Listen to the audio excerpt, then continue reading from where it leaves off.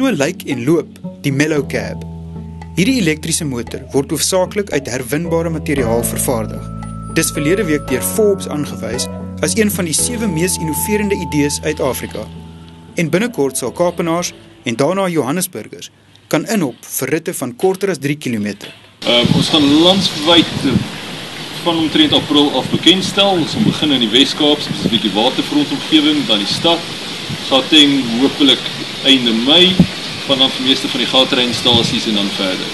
Dis 80% van stedelike trips, dis korter as 3 kilometer. Ons het die 2 manne gevra om 'n toetsrit te vat. Hoe was dit om in die karretjie te ry? Dit was sommer bakgat.